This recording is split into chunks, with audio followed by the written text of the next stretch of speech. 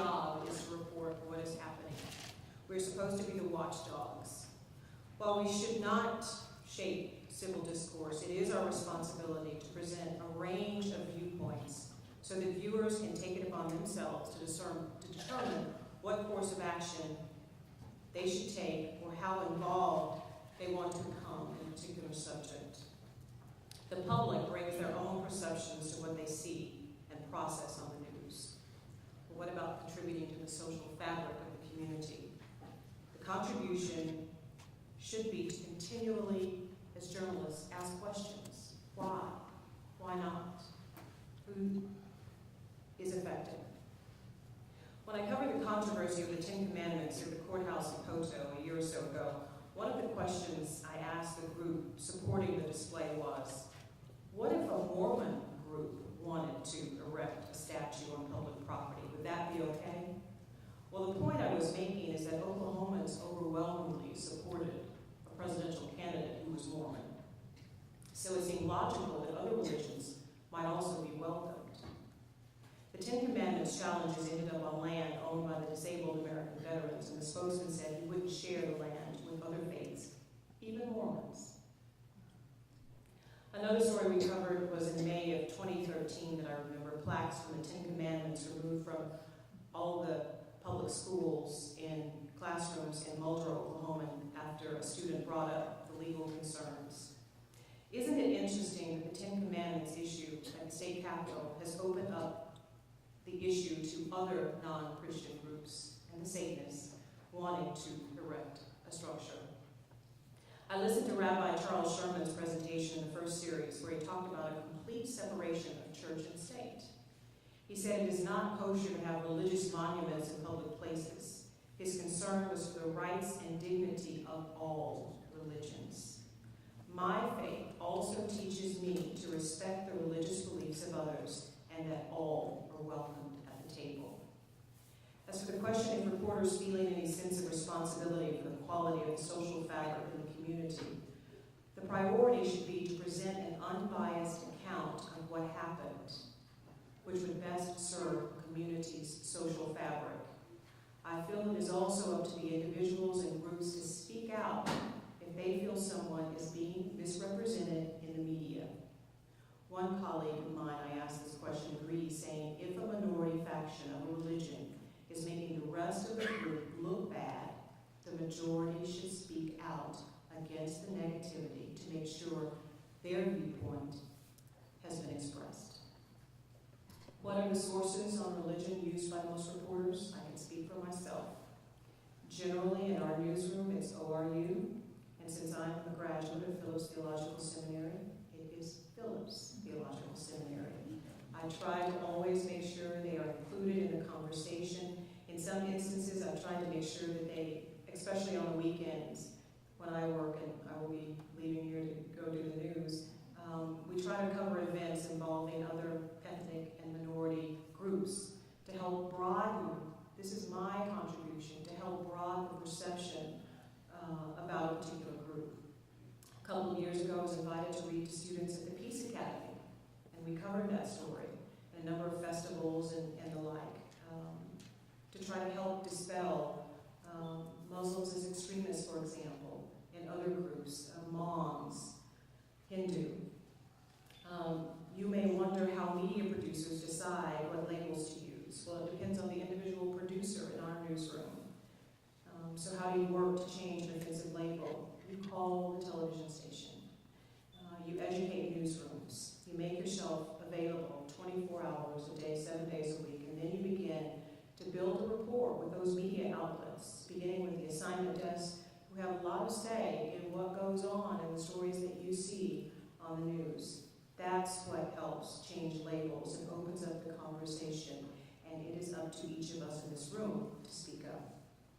I asked a media friend about his thoughts on sources concerning religion, and he said, and I have to agree, in the African American community, it's pastors because they're seen as leaders in the community, and they can often talk about anything, mostly not religion, but if it has to do with crime or education or some other issue that's gotten attention. Does the media have a duty to assist the faith community in their public image?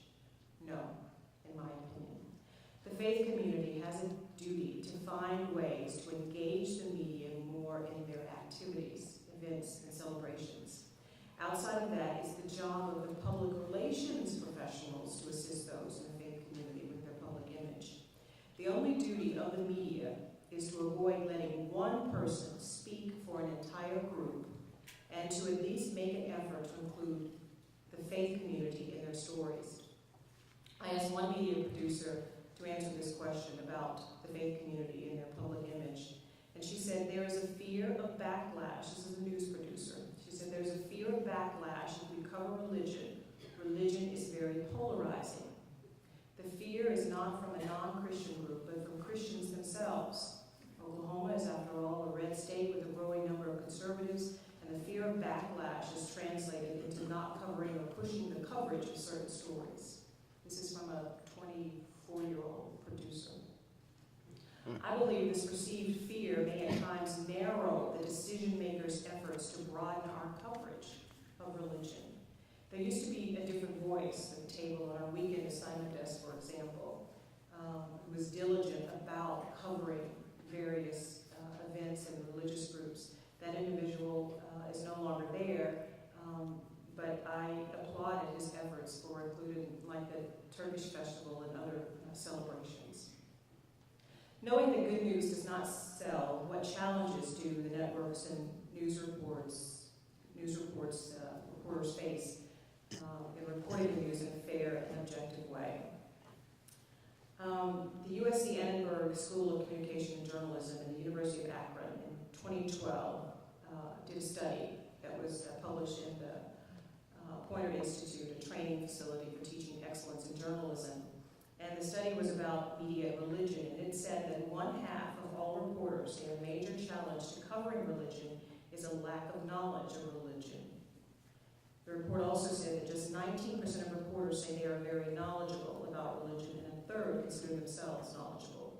40% say they are somewhat knowledgeable, and about 10% say they don't have much knowledge at all. Another challenge for me in this area of reporting the news in a fair and objective way is time. Time and meeting deadlines and incorporating social media into my day regarding the story that I'm covering. To be first with the story, to be accurate, to be creative, is becoming more and more challenging. And so for me, my primary goal has become to be accurate, Time is a luxury. That is my greatest challenge.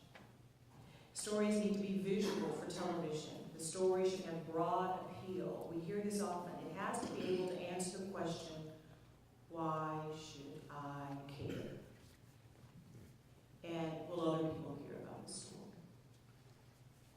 People sitting at home with their remotes have many choices in what they watch. Listening to the radio, reading the newspaper. If I can't draw them in with my report, they will change the channel. I love telling good stories. I wish I could do it all the time. I will bring your stories if you give them to me, to our news director, and we can sit around and talk about what stories to cover. When it comes to religion, what do you consider news? In the first series of the Trialogue, Sister Malek Odilag, also known as Sister Jackie, talked about the Soraya Ann Foundation, which operates a Muslim shelter for women. I thought, wow, that's a great idea. She said she got a phone call from Rosa and went to her board about accepting people of other faiths. She relayed a story and said that her faith teaches her to meet the human needs. And Rosa and her child were accepted into the shelter. This is the compassionate side of Islam. Sister Jackie went on to say, if they can accept us, we can accept them. I see this as an opportunity to change the conversation about another faith. This is a good story. On one Sunday a year, New Haven United Methodist Church doesn't meet and goes out into the community to work to serve others. I don't remember what they call this Sunday, but they do church outside of the walls. A reporter did the story for our station last year. And then at Christmas, I did a story about Indian Springs Baptist Church serving Christmas meals to individuals and the elderly and the disadvantaged on Christmas morning. I asked a friend yesterday what story she'd like to see on the news, and she told me about millennials not interested in church. Why are the young people, the millennials, driven away by religion? I think it's an excellent idea. Stories that get people talking and responding on social media you will likely see on our newscasts. Protests are stories that producers like to cover, for example, groups opposing legislation, candlelight visuals, sometimes balloon releases, marking an unsolved case or a violent death, the battle over gay marriage. On lighter news days or weekends, if a church hosts a big event, especially children's wedding, those kinds of things. Religious leaders are contacted for perspectives on national and international stories. One example is interviewing the local Catholic leader, like the bishop, about the election of Pope Francis. Some stories that are good don't get covered and lose out to other stories. And one example a colleague gave me yesterday was the Moore tornado. He brought up that a group of Scientologists there were helping rebuild the city of Moore. And we didn't get to do the story, and he was disappointed, but it goes back to why he told me he got into journalism. He said he entered journalism with the goal of giving someone a way to walk in someone else's shoes, and that's what we do as journalists. He said it's necessary in our world, and too often he's found a number of Oklahomans to have a very limited viewpoint. He said empathy is lacking in Oklahoma politics, and recalled Representative Jim Bridenstine during a town hall meeting and his lack of response to a woman who said President Obama should be executed. I'm astonished at the level of hatred and disrespect. When these kinds of comments and behaviors go unchallenged, we are all in danger. Personally, I feel it's important as journalists to expand people's view of the world and their experiences. Can the media actually provide civil discourse? I think it's more of a matter of contributing to the conversation by providing information about a said topic or issue, such as the facts, names, dates, and figures that make civil discourse possible. In closing, my social responsibility goes beyond the stories I deliver on the news. Sometimes I feel compelled to do something about the problems I see that either no one seems to be addressing or that little attention is given to. Case in point, I was doing an interview with the former city councilor, Bill Christensen, in the brand new shops on Peoria, Pine and Peoria, during the mayoral race, and noticed trash in the parking lot, and it really bothered me. So much so that I returned to do a story about it. In the story, I solicited the help of 2 teenage boys to help pick up the trash with me. I returned the following Saturday, alone, and just picked up trash. Next, I got a call from a woman who had an idea, and we met, and she told me about the young men in her church who would like to help me. The group ended up adopting the site, and they have returned several times, and I with them, to pick up trash at that site and weeds that are blight in the neighborhood. But there's another point that I want to make here, and it's a spiritual one. When we ignore and allow the litter in our communities, we also allow and permit it to grow inside of us, the trash.